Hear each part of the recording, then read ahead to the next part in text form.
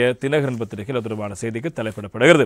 மக்களை முகக்கவசங்களை அணியுமாறு அறிவுரை என்பதாக அந்த செய்திக்கு தலைப்பிடப்படுகிறது. கூட்டங்களில் கலந்து கொள்ளும் போது அல்லது பல நபர்களோடு ஒரே இடத்தில் தொடர்பு கொள்ளும் போதும் முகக்கவசங்களை அணியுமாறு அரசு மருத்துவ அதிகாரிகள் சங்கம் பொதுமக்களை வலியுறுத்தியிருக்கிறது. சுவாச நோய்கள் குறிப்பிடத்தக்க அளவில் அதிகரித்து வரும் நிலையில் இந்த எச்சரிக்கை விடுக்கப்பட்டிருக்கிறது.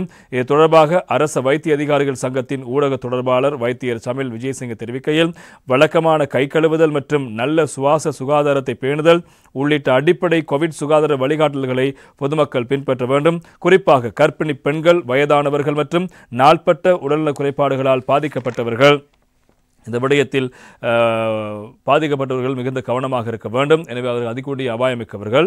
ஏனெனில் சுவாச நோய் தொற்றுகளில் அவர்களே அதிக அளவில் பாதிப்புள்ளாகிறார்கள். அண்மையில் அண்டை நாடான இந்தியாவில் கோவிட் தொற்றுக்குள்ளானவர்களின் எண்ணிக்கை அதிகரிப்பு பதிவாகியிருக்கிறது. இது இங்குள்ள சுகாதார அதிகாரிகளை PCR சோதனை நடவடிக்கைகளை செய்ய தூண்டியிருக்கிறது.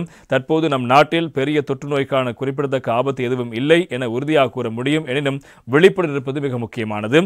பொதுமக்கள் விழிப்புடனும் எச்சரிக்கையாக இருக்க வேண்டும். தற்போது எந்த ஆபத்தான சூழ்நிலையும் இல்லை. ஆனால் தடுப்பு நடவடிக்கைகள் எப்போதும் அறிவுறுத்தப்படுகிறது என்பதாக தெரிவித்திருக்கிறார். எனவே இலங்கையில் ஆபத்தான நிலைமைகள் இல்லை. ஆனால் நீங்கள் உங்களுடைய பாதுகாப்பு தொடர்பில் சுகாதார வழிமுறைகளை பின்பற்ற வேண்டும். முகக்கவசம் அணிகின்ற விடயம், கை கழுவுதல், இடைவெளியை பேணுதல் தொடர்பான எங்களுடைய வழக்கமான பழக்க வழக்கங்களை பின்பற்ற வேண்டிய பொறுப்பு உங்களுக்கு உள்ளது என்பதாகவும் சுகாதார